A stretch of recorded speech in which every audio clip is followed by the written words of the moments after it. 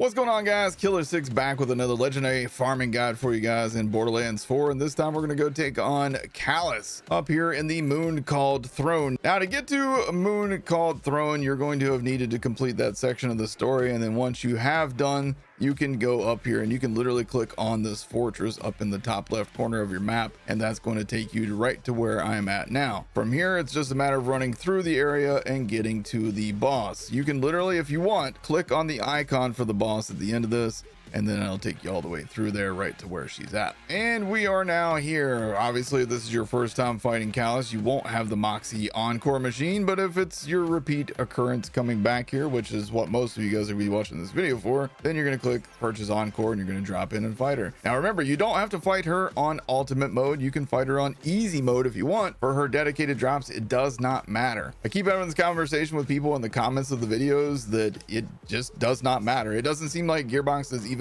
altered like world drops to be more often in ultimate mode. So you guys tell me if you've had a completely different experience, but for me, it does not matter. And right now what we want is to get her drops, her class mods, her weapons, all that fun stuff. So let's jump in and get them. Now, the very first thing that's going to happen when you come in here is she's going to send all these like explodey dumb bastards to come at you. Well, if you use my RAFA build, you can just one tap everything all at once and then you don't have to worry about it. So problem solved. We got nothing on run number 1, so let's get farming.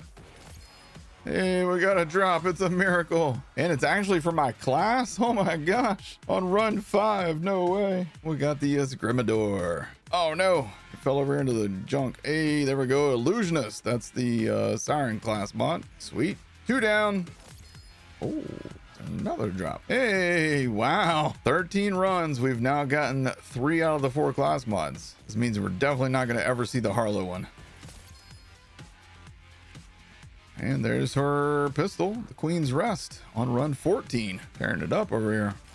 Ooh, there we go. Pandoran Memento, that's one of her drops, right? Yep. The only thing we haven't gotten so far now is the Skeptic. Cool, cool. And there we go.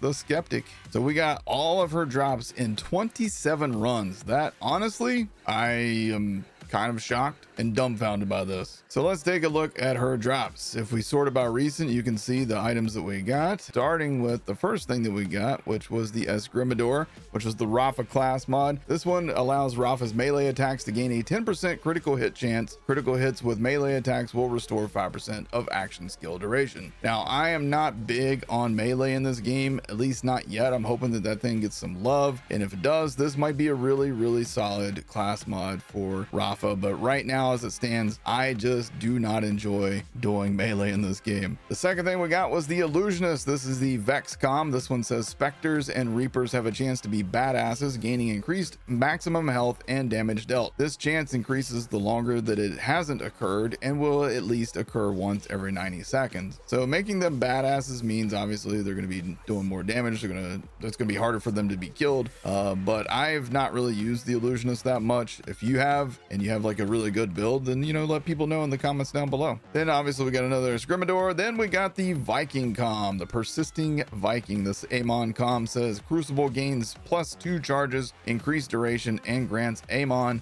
an increased damage reduction while active. I have not really used this one either, so I'm not sure how good this one is. That's it right there for you. Then the final class mod that we got was the Skeptic for Harlow. This one has, whenever Harlow slams an enemy in stasis, she automatically fires radiation darts and cryo darts that home in on enemies. Shooting enemies with an active status effect restores 5% of action skill cooldown. Now that last sentence is the most important sentence of this class mod. The other stuff before that I've never really interacted with or used, but that shooting enemies with an active status effect restore 5% of your action skill cooldown, I have used that. And this is one of my favorite class mods that I use on my Harlow, and it basically allows me to just trigger my action skill over and over. I just have to constantly shoot enemies with a status effect, and then I get my action skill back super fast. So I'd say of all these class mods, this one is my favorite of the group. Up next, we got the Pandoran Memento shield. Now this legendary shield is made by Malawan. The gold text says Psychosis. When damage, grants 15% elemental resistance and 50% resistance to the last damage type received for 5 seconds. Basically like the evolution shield, something that's going to give you some damage resistance. Red Tech says, I hate this planet. Now, the one that I got is a corrosive resistant, so you get 30% corrosive resist, but you can get it also in all the other elements, or it can also be non-elemental, which would just give you a 30% flat resist, I would imagine, but I'm not entirely positive on that. Stats on this one, 15,615 capacity, a recharge rate of 2,650, and the regen delay is 4.3 seconds. As you can see, we're not taking a whole lot of damage, and then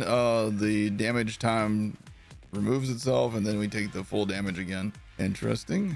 So she was hitting me with cryo, I think, and then I took less cryo damage there for a bit. All right, interesting. It's a pretty simple concept for a shield. It's not real exciting compared to a lot of the other shields in the game. You're going to be kind of bored using this one. It's not giving you like a big damage buff.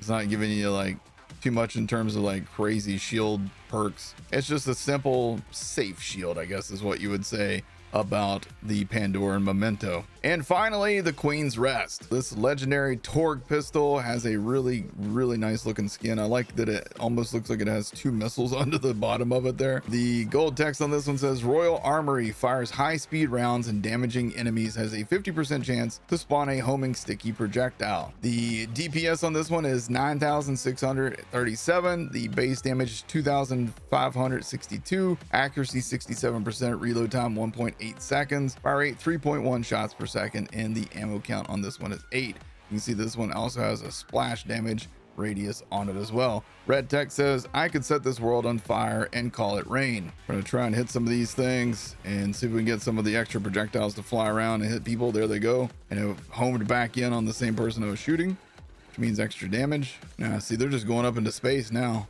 They're not even coming back down to like attack other enemies. So it's always going to be just the enemy that you're shooting, huh? Yeah, every single one of those just went to the enemy that I was shooting. None of them go after any other enemies. So it doesn't work like the fireworks shield where like those rockets will chase down other enemies. It's only going to go after the same enemy that you're shooting. So on easy mode, this thing feels good.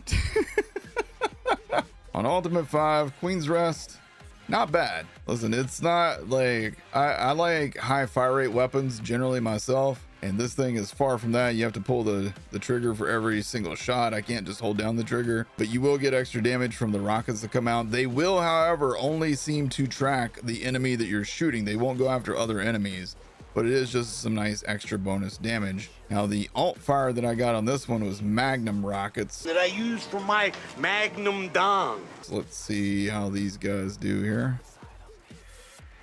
Pretty good on the Magnum rockets. So if you do get the Magnum rocket roll, know that that's going to do some work. Let's get out a fight for our life with it here. See if the rockets come back. Yeah, not too bad.